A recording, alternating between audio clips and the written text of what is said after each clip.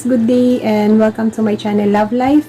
My name is Carla, i-home-based nanay, and in this video I am sharing tutorials kung paano tayo kikita kahit nasa bahay lang, as well as mga motivational videos na rin. So if you are new to my channel, please consider subscribing. Click on the subscribe button below plus the bell button rin para on my next upload ay ino-notify kayo ni YouTube.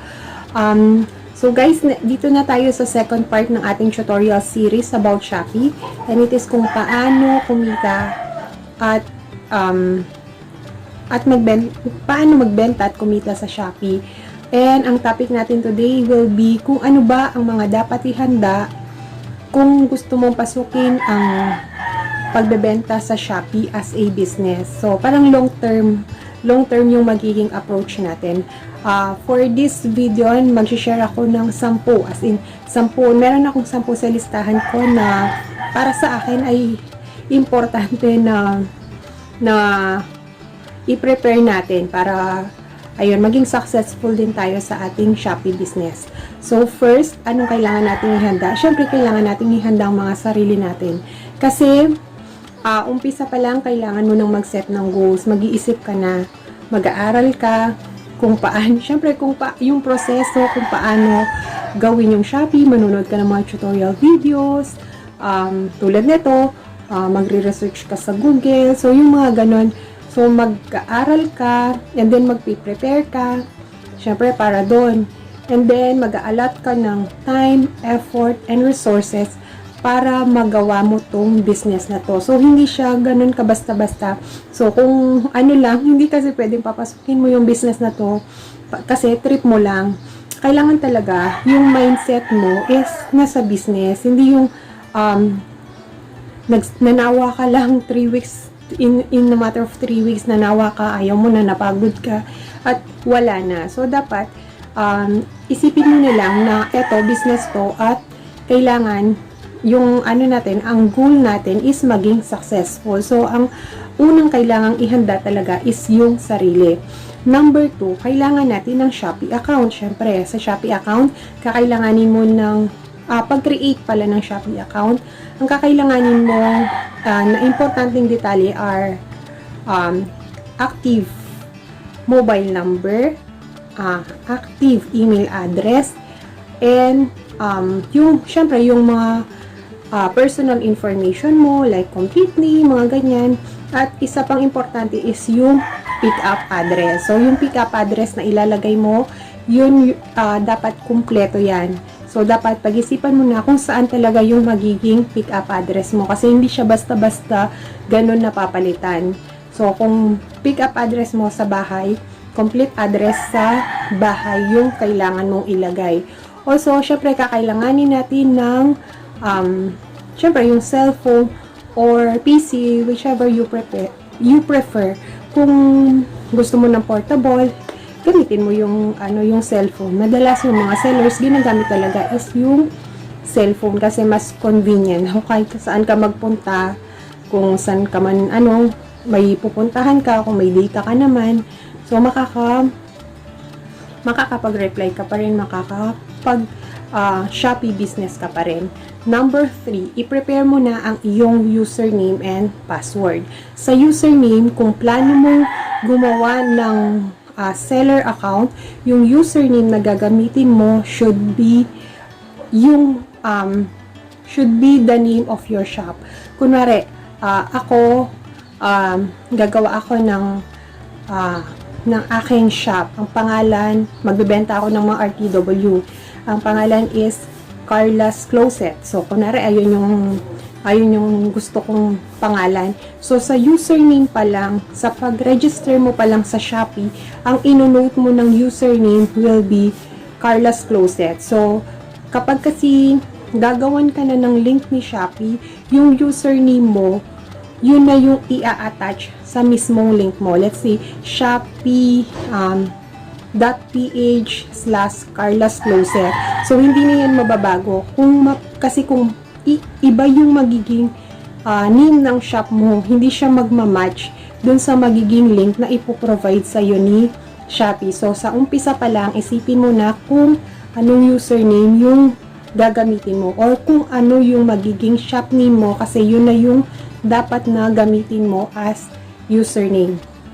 So, ayun. Number 4 na tayo. Syempre, products. Sa products, pwede kang pumili. Sariling gawa. Pwede rin galing sa supplier. So, sa supplier, ang mas magandang gawing supplier is yung manufacturer. Let's say gusto mong magbenta ng mga damit. So kung RTW nga, yung mga damit, dapat mas maganda kung sa mismong patahian ka kumukuha. Kung let's say ano naman mga beauty products, kukuha ka sa mismong manufacturer ng mga beauty products, kasi mas mura mong makukuha, mas mura mo rin siyang mabebenta. So, may edge ka kung mas mura yung paninda mo. So, ayun. Pwede ka rin namang magbenta ng iyong mga pre-loved items. Yung mga personal mong gamit or yung mga kasamahan mo sa bahay, pwede mong ibenta. Tapos, eventually, yung mapagbebentahan mo, ibili mo ng ibang mga items na pwede mo ring ibenta sa iyong shop sa Shopee. So, parang ganun lang. Para magsisimula ka sa iyong mga pre-loved items para magkaroon ka ng kapital. And then, ayun, eventually, tuloy-tuloy na yung magiging Shopee business mo. Take note lang guys na wag magbebenta ng mga bagay na o ng mga produkto na prohibited ni Shopee. Siyempre, kasama dyan yung mga explosives, yan, yung mga ganyan, illegal drugs. Siyempre, alam naman natin yan. Yung mga prescription medicines, bawal din yan. Siyempre, yung mga bagay tulad ng house and lot, kasi hindi mo naman yan ma-ship. So, bawal yan. Bawal din na gumawa lang ng parang dummy lang na product, pero magpo-promote ka lang ng ibang bagay. Pero dapat kasi yung binibenta mo, yung may produkto talaga, at ma-ship din ng supplier, or pwede rin naman yung mga digital products. Basta make sure na legal yung binibenta mo.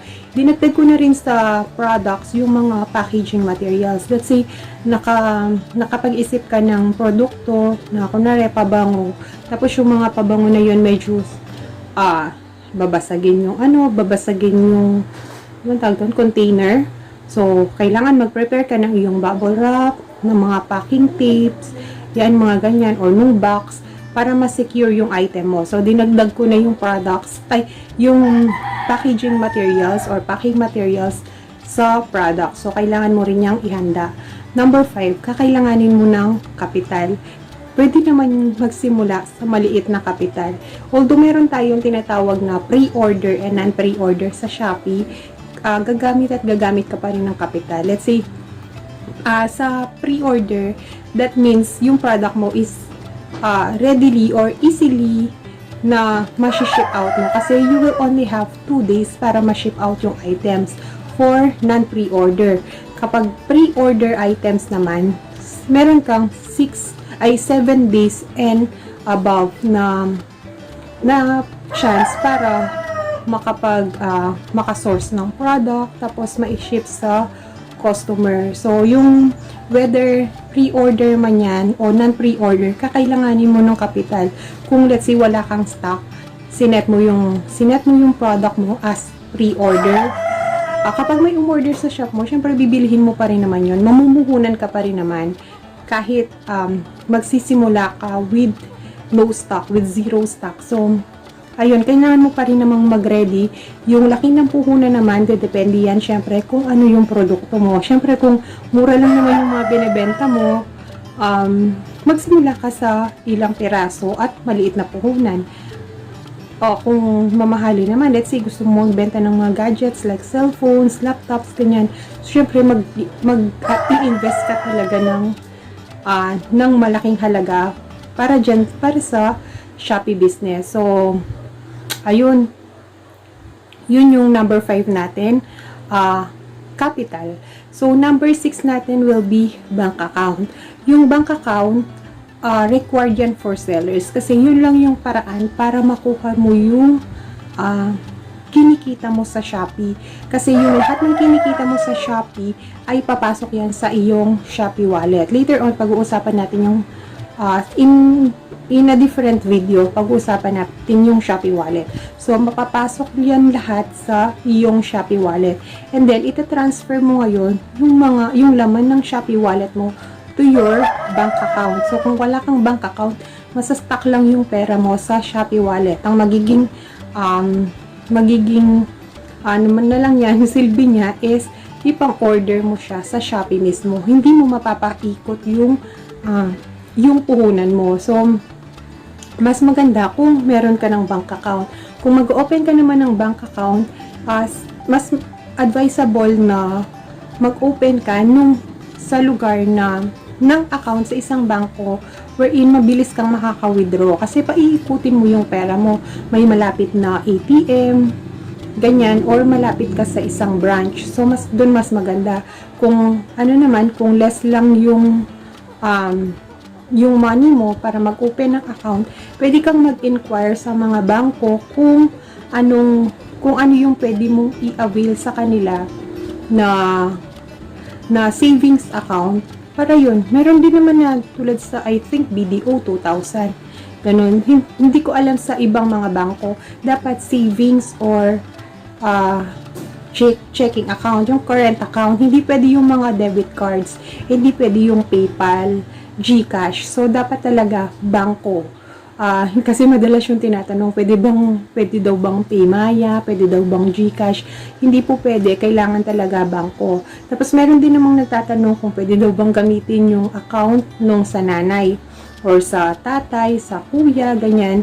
So, hindi po possible. Dapat kasi yung account name dun sa bangko, mag-match siya dun sa account name sa Shopee. So, dapat magtali yan. Otherwise, kapag mag-enter ka or magta-transfer ka na ng funds, hindi yan i-accept ni Shopee kasi dadaan yan sa verification. So, again, dapat mag-match po yung name nyo sa Shopee at yung account name sa bangko. So, ganun lang siya. So, yung mga, let's say, gusto mo gamitin yung sa kuya mo, mas maganda kung gumawa ka na lang or pagpaalam mo muna at gumawa ka ng account sa Shopee na nakapangalan sa kuya mo para mag-match yung dalawang pangalan. So, make sure lang na pagpaalam mo muna para syempre magamit mo yung account niya, magamit mo din yung pangalan niya sa iyong business. So, ganun na lang siguro yung magiging yung gagawin mo para, ayun nga, may magamit kang bank account.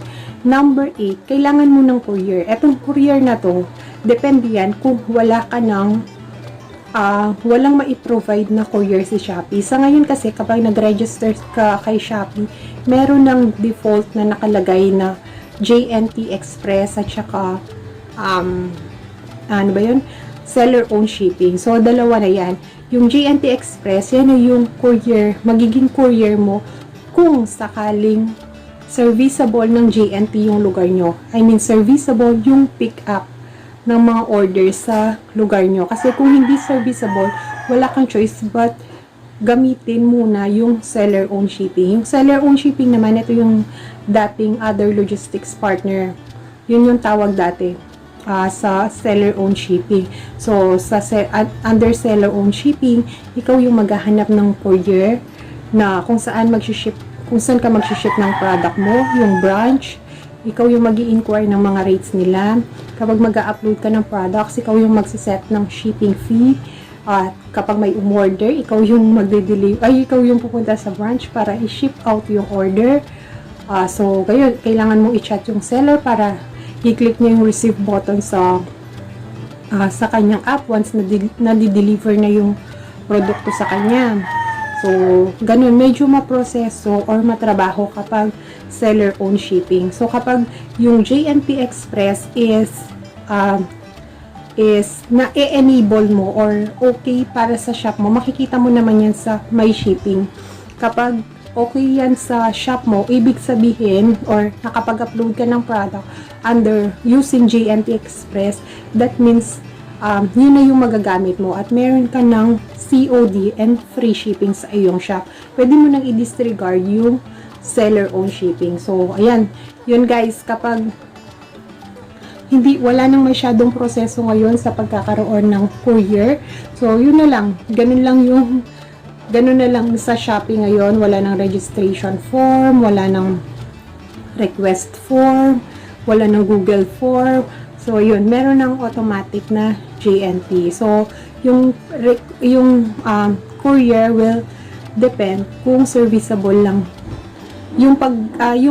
Kung kakailanganin mo yung courier, depende yan kung serviceable ng JNT yung pag-pick up ng order sa lugar nyo. So, ayun, number 8. Number 9 tayo, kailangan natin ng social media account. So, para magsimula kasi, kailangan nating i-promote ang ating business. So, kailangan mong i-send yung link mo, link ng shop mo, link ng mga products mo among your friends sa Facebook. Pwede mong i-post sa timeline. Pwede kang gumawa ng FB page, mag-join sa mga FB groups at doon mag-post. Pwede ka sa Instagram, ganyan. Pwede ka rin mag-create ng YouTube channel at i-promote yung mga produkto mo. So, ayun, ganun yung proseso kapag nagsisimula ka pa lang, kailangan mong i-promote yung shop at yung products mo using social media accounts para syempre hindi ka masyadong gumastos kaysa sa gagamit ka ng mga ads na ayun. So, syempre, magastos yung mga yon. Magsimula ka na lang muna sa free. And number 10 tayo, last na to, kailangan mo ng positivity sa buhay or sa business mo. Kasi, kung sa simula pa lang nakikita mo ay 2 months na wala pa akong benta. Tapos kung pinanghihinaan ka na ng loob, tapos titigil mo na, parang sayang naman yung naging effort mo, sayang yung inisip mo, yung concept mo, yung pangarap mo na mag-succeed dito sa business na to. Kung bigla na lang is titigilan mo, parang masyadong maaga para sumuko. Dapat, kailangan mo kasi dyan ng matinding pasensya, mahabang pasensya. Kasi sa pa lang, sa paghahanda mo pa lang, imagine sa pag-upload mo pa lang ng product, picture yan. Magpipicture ka ng mga products mo, i-upload mo isa-isa. Kung marami yan, so magtitake yan ng time, magtitake yan ng energy, effort from you. Kaya sayang naman kung bigla-bigla mo na lang bibitawan. So, syempre, ang kailangan mo talaga dyan is mahaba talagang pasensya at magkaroon ka rin ng room for improvement. Kung sakali namang umuusad na yung shop mo, dapat may konti namang improvement. So, magdadagdag ka ng produkto, ganyan, para at dagdag ka ng stocks, para at least, diba, nagkakaroon ng changes yung magiging shop mo. So, and syempre, kakailanganin mo dyan yung prayers. So, yun ang pinaka-importante kasi kung hindi ka naman, hayaan mo lang na gano'n, syempre, kailangan ipagdasal mo rin. Pagdasal mo na kayanin mo yung mga struggles, yung mga problema na encounter mo sa shop mo. Pagdasal mo na magkaroon ka ng benta, magkaroon ka ng maraming benta, na kumita ka. Ayun, ganun lang guys. Mag-hope ka lang at mag-pray na maging successful ka. So, ayun guys, yun yung 10 things na para sa akin ay importante na ihanda para dito sa Shopee business. So, yun, done na tayo for this video. At kung umabot ka dito sa part na to, thank you very much for watching this video in full. And kung meron kang questions or clarifications, just write them down in the comment section at sasagutin ko naman yan as soon as I am available. So, ang next video natin will be about paano mag-register o gumawa ng account sa Shopee. So, yan, sabi ko nga, isa-isahin ko yung proseso. So, yun, ito yung mga kailangang ihanda dito sa video na to. Next video is, syempre, magre-register na tayo sa Shopee. So, guys, yun muna tayo for this video. Thank you very much for watching. Medyo mahaba-haba to. At salamat sa patience and God bless po sa ating lahat.